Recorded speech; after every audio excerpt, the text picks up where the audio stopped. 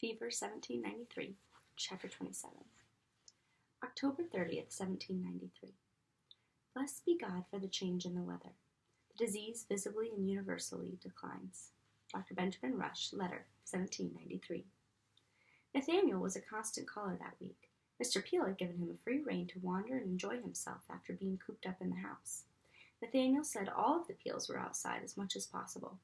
He predicted that the painting family would soon produce a number of landscapes. As word of the frost spread, hundreds of people swarmed into town. The returnees were all well fed.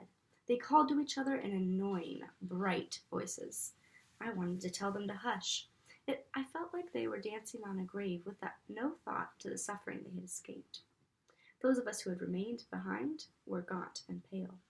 People who were dosed with mercury spat frequently and covered their mouths to hide their blackened teeth. Eliza reminded me not to be bitter, but it was hard.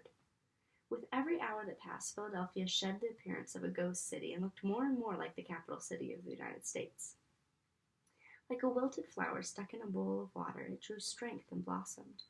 Nathaniel talked about painting the rebirth of the city. I thought he would do a grand job. Nathaniel and I walked outside together as often as possible. My favorite time was just before sundown, when the dinner dishes were washed and the children ready for bed. Nathaniel would pass by the front door at just the right time. I would pretend to be surprised to see him, and he would feign shock that a busy girl like me had time for a stroll. The first few walks only took us a few blocks and back. Then we went as far as the giant burial ground where Grandfather rested. The dirt had been smoothed over, and grass had already started growing in patches. I tried to remember exactly where he lay, but it looked different without the confusion of grave diggers and heaps of earth. Don't fret, Nathaniel said. We know he's here. He wouldn't want you to fuss about a headstone anyway. I nodded.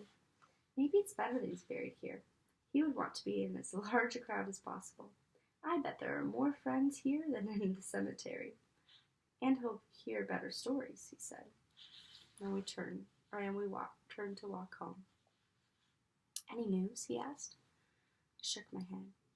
I've written several times, but they're useless until the post office opens. The newspaper won't run any advertisements before the end of the year. Don't give up hope. It was Eliza's idea to have a small feast of Thanksgiving with Joseph and the boys. I suggested Mother Smith, too. We didn't need to discuss Nathaniel. Of course he would come. Keeping the children out of the kitchen while we were cooking reminded me of trying to catch fish in my petticoat. No matter how I tried to get hold of the giggling twins, they always slipped away. Nell was the sneaky one. She waited until my hands were full with the boys, then stole a bite from the table. I finally filled the butter churn and set it on the back porch. I told them they would get a wonderful treat just as soon as they churned that milk into butter. That kept them busy for a while. At long last, we were down to a table filled with food. Mother Smith blessed the meal. Dear Lord, we give thanks for your blessings. For bringing us through these days of pestilence, we thank you. For saving our children, we thank you. For restoring us, for watching over us. For giving us this bounty, we thank you. Watch over those who have passed, Lord. Watch my Betty, Joseph said, his voice cracking. The twins looked on as their father fought to control his grief. Though we were all healed of the fever, some wounds were inside the heart and would mend slowly. Keep them close until we're ready to join them, Mother Smith concluded. Blessed be thy name. Amen. We were solemn and quiet for a moment, but 3 hungry children soon distracted us. It was time to feast. I'd forgotten what it felt like to sit down to a proper meal, said Joseph as he cut the beef on William's plate. This is a mighty spread. You set a good table for a girl, said Mother Smith. Hardly a girl anymore, remarked Eliza. I couldn't have done it without your help, I said. I've been very lucky. You made your luck, corrected Mother Smith. Mumbled Nathaniel. I thought he was agreeing, but his mouth was so full it was hard to tell. He reached for more potatoes and winked at me. Any news from your mother? Asked Joseph. Seems to me that.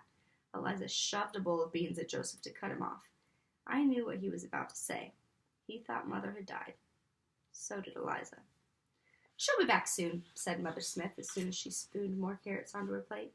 I can feel it in my bones, and they never lie. Stop fretting and pass me the butter.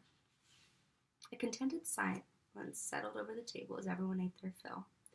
It wasn't until I set out the pies for dessert that Joseph spoke again.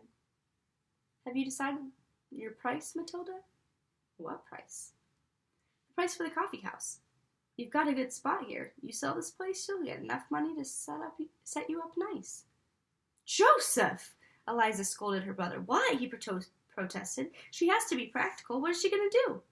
"She could work with Mrs. Peel," suggested Nathaniel. "The Lord will work it out," Mother Smith said. "The Lord helps those who help themselves," Joseph said. "It's no use pretending. This business needs to be sold for Maddie's dowry, and Eliza here has to find a new job." "Eliza could work for Mrs. Peel, too," said Nathaniel. "They are in desperate need of a good cook, and the other one quit after the possum." "Mind your own business, boy," Eliza snapped. "He's just trying to help," Joseph said. "We're all trying to help." Everyone thought they knew what was right for me. It was just like listening to Mother and Grandfather making decisions while I stood to the side. I put down my knife. This would not do. It was time to bring out the plan I had hatched days earlier when I saw my face in the window. "I'm not selling," I said loudly. The argument stopped and everyone looked at me. "I'm going to open the coffee house for business. Tomorrow."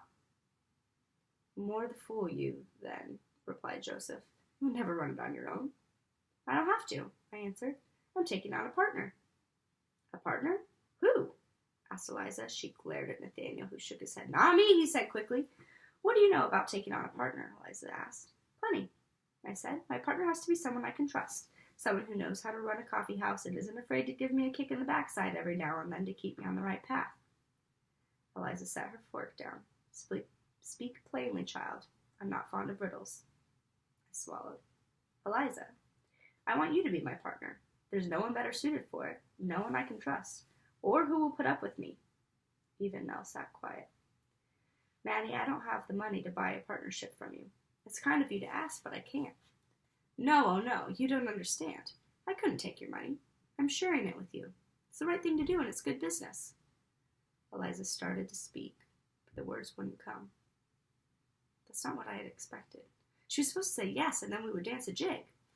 "It won't work," Eliza said. "We'll make it work," I corrected. "It wouldn't be right," Eliza answered. Don't you want to work here?" I asked. "I know Joseph needs you to help with the boys. They could stay here with us, and Nell? This way Nell can stay with us too. It's the perfect solution." Crack! Mother Smith banged her cane so hard on the floor that she dented the board. "She'll take it," said Mother Smith firmly. "And no nonsense from you," she added as she wagged a finger at Eliza. "It's an opportunity, one you deserve, one offered from the heart. I know you, Eliza. You'll worry about shillings and pence, so save from your share of the earnings and pay out of that. She'll take it."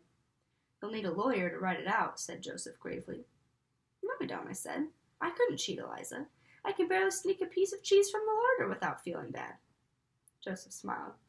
"I wasn't thinking of you. I was thinking about others. Some folk will say Eliza took advantage of you. They don't like to see black people move up." "Joseph's right," said Mother Smith. "People love to talk, and so you'll do it by the law with lawyers and wax seals and all. Say yes, Eliza, so I can eat my pie."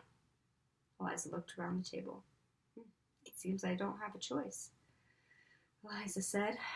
I leaned over and wrapped my arms around her. Nathaniel lifted his cider mug to toast the two of us. A rapid knock at the front door broke the celebration. "I'll get it," I said. "Eat up, everyone. There's more in the kitchen." A messenger stood at the door, hat in hand. "Excuse me, ma'am," he said. "I'm asked for the proprietor of Cook's." I cleared my throat and smoothed my skirt. "I am one of the owners. What can I do for you?"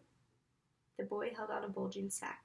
"My master, Jasper Blake, asked that I bring you these coffee beans and mentioned that his warehouse is open for business."